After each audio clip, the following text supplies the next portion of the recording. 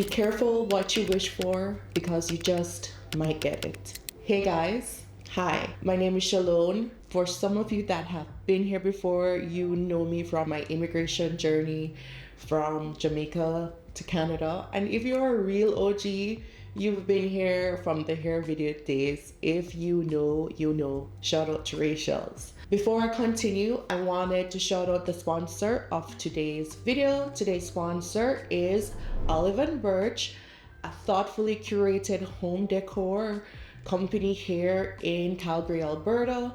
If you're looking for really nice vases, right now they have launched their capsule vases for fall.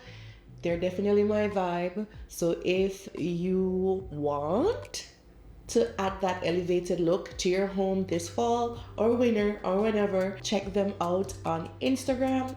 I'll put a link somewhere here on the screen. They're also on TikTok, so send them a message and yeah, order your cute vases for fall or winter. So when I talk about growth, I don't mean promotions, money, and external wins.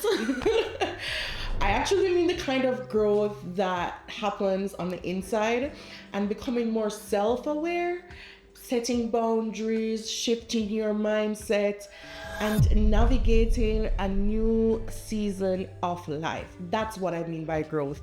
And I truly believe that that type of growth is beautiful. It's important. It's something that's often overlooked within our community, and it makes you stronger, more grounded. It makes you more aligned with who you're becoming, and that kind of growth is beautiful. But here's the truth, guys. That kind of growth is not free, okay?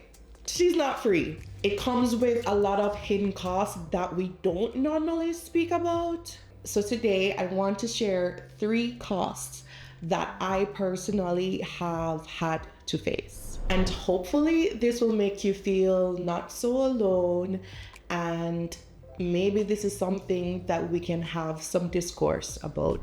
So the first cost of growth shows up in relationship, and this cost can feel very heavy. When you start changing your mindset, your priorities, and even your daily routines, it naturally shifts how you connect with people, you know? And it's not about ghosting anyone or leaving people on red or cutting people off. It's not about that. It's more so that the rhythm of the relationship changes, if you get what I'm putting down, you know? So it's not on the same frequency like it used to be. You know, you're not communicating every day or every other day anymore. That natural rhythm changes. And the reality of it is some people are used to that older version of you. Let's say perhaps they love the way you always had time for those late night calls, or in my instance, that you always used to say yes, or that you didn't speak up about certain things. And when you shift, that can feel extremely uncomfortable to them. I've had friendships that slowly faded, not because there was a fight or this big blow up, nothing like that. And it definitely wasn't because I didn't care, but it's simply because we ended up in a different season of life. I think they were comfortable where they were, and I felt like I was personally being stretched in different directions. And that's painful. Sometimes it feels like grieving someone who's still alive, and you scroll through your phone, you see their name, or maybe you delete their number because you don't want to see their name, and you maybe get them recommended on some social app, and you know, and that's when you realize that, hey, you haven't spoken to this person in months, or you haven't spoken to this person in weeks. You know, and the truth of it is you miss them, but you also know you're not the same person when that friendship worked. And for a while I questioned myself. Am I the problem? Am I leaving people behind? But I came to understand that growth doesn't erase love. Growth does not erase love. It just reshapes it. You know, some relationships stay with you forever, and others are just meant for a chapter. Both can be meaningful, but I think it's important for you to understand when a relationship is meant for a chapter in your life and not for the entire book. So if you ever feel guilty for outgrowing certain dynamics, you're not cold or unkind. You're just evolving. And sometimes letting go gracefully is the most respectful thing you can do. And that leads me into the second cost of growth. Because when relationships shift, you naturally step into this strange phase that feels lonely. And I don't mean physical loneliness, to clarify. I mean loneliness of identity. I think personal growth puts you in this middle stage where you don't know where you're going, but you know you're not where you used to be. And then you're stuck in this middle of trying to figure out where you fit in. You get what I'm saying? It puts you in this middle stage where you don't fully belong to your old world anymore, and you're not really quite settled into your new one. Yeah. People may still be relating to the old you. And like I mentioned, guys, this has nothing to do with anything financial or whatever the case may be. It's about personal growth. But you just don't quite recognize that version of yourself anymore. At the same time, you don't have the words or the clarity to explain the new you. And I don't know, man.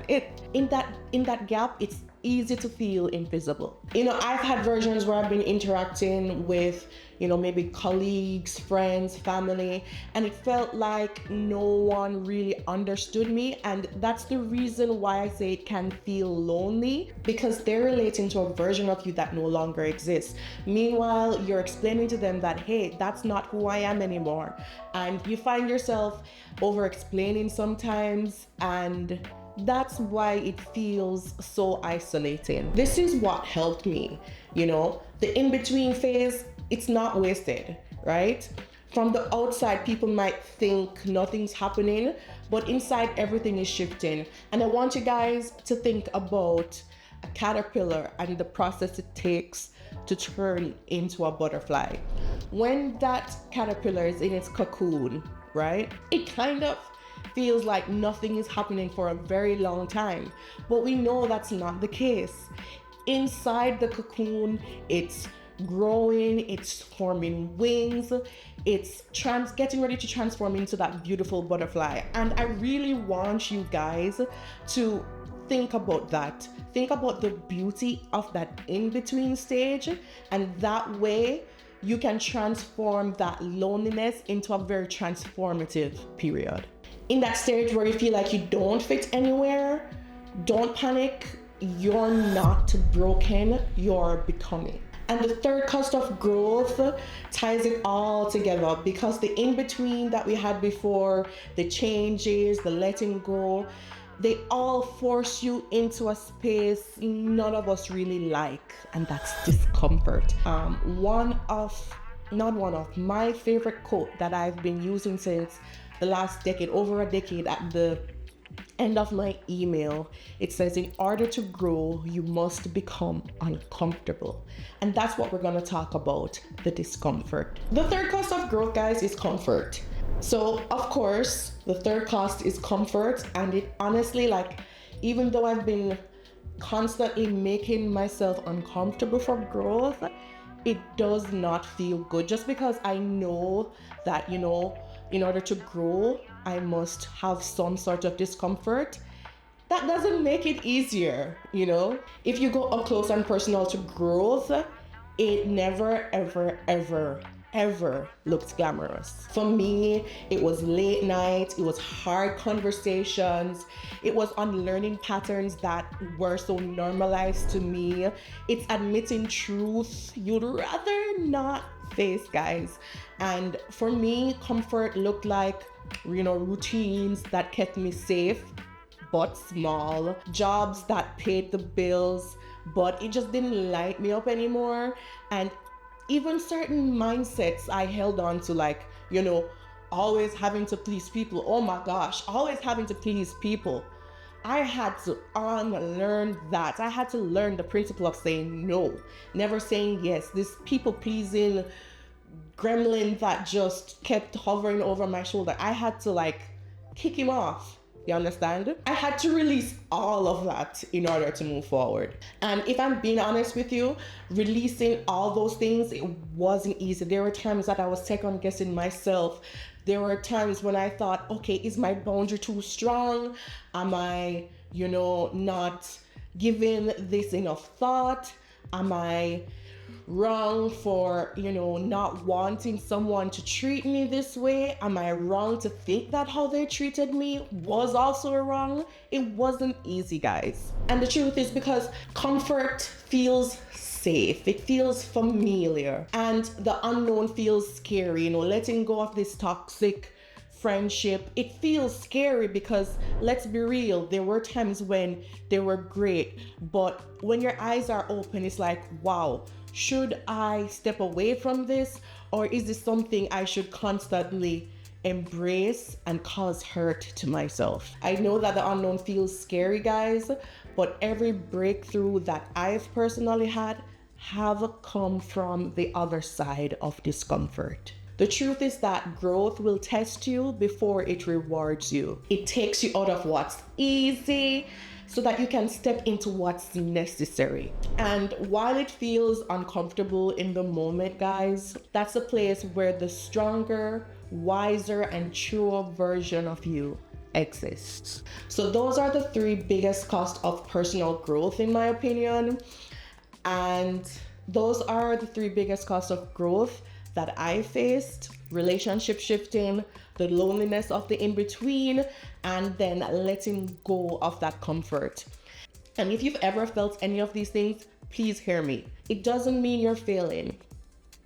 It means you're growing. Growth always costs something, guys, but it gives you back so much more: perspective, resilience, and an alignment with who you are becoming.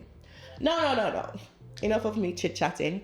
I want to hear from you. What's something that you've wished for, worked towards, that came with hidden challenges that you did not anticipate? Share it in the comments, because the more we talk about it, I feel like the more we realize that we're not alone. If conversations like this resonate with you, stick around, guys, because this is part of the deeper conversations that I want to have with you guys on my channel. And once again, thank you guys for watching, and I'll see you guys in the next one. Bye-bye.